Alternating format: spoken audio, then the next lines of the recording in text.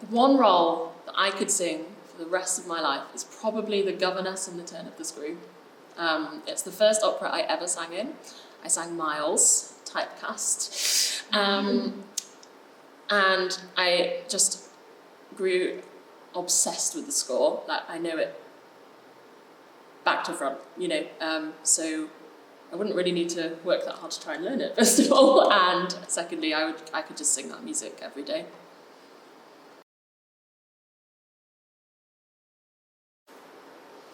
I don't think there was one specific moment where I realised I wanted to be a singer. It was sort of just a collection of snowballing events, I guess. My parents kind of forced me to learn lots of musical instruments when I was very young. I started off on violin, went to piano, went off into drums for a bit, decided that wasn't quite for me, and then landed on singing when I was 10 years old, and I joined the cathedral choir in Sheffield, which is where I'm from. And I enjoyed that because I was 10, so I liked having something to do after school, and in hindsight, it really gave me the best musical education I could have asked for. So that first inspired a love of church singing, and then I got a singing teacher when I was 14, who forced me to enter competitions that I didn't want to enter, but that made me a better performer. And just slowly, I don't know, maybe it was exposure, but I just thought, wow, this is really what I want to do. I think I'm good at it, and I think that I want to be heard.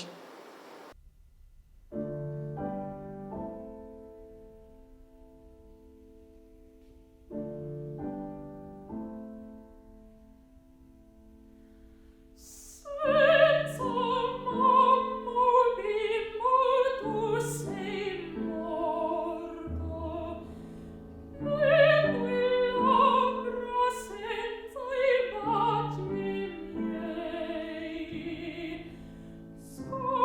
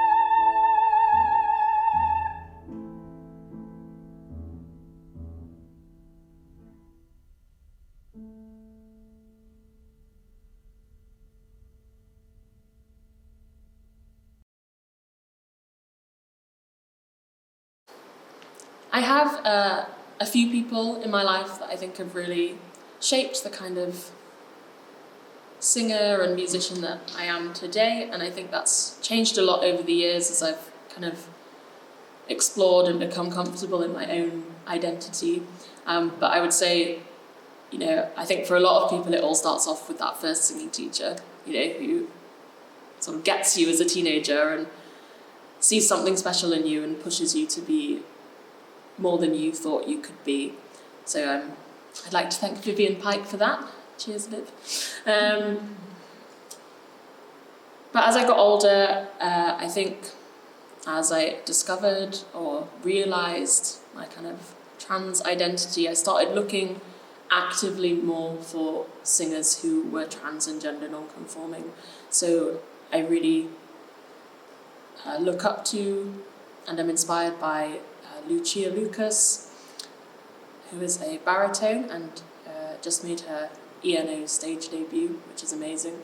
Angelica, who is a Norwegian mezzo-soprano, and Sian Lester, who I'm collaborating with for our 1242 project at NOS. They're writing a libretto for me, which I'm really excited about.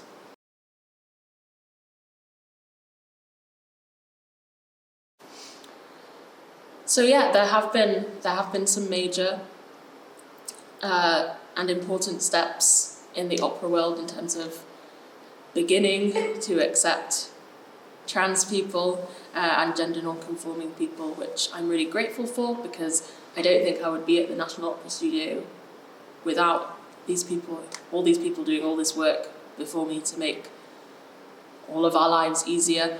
I would say that there's always more work to be done, especially in perhaps bigger houses or even small houses. I mean, let's be honest, there's just a lot of work to be done, and I hope really that I will just be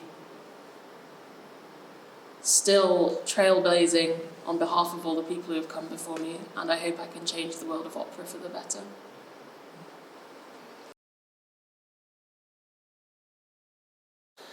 Challenging, supportive, and rewarding.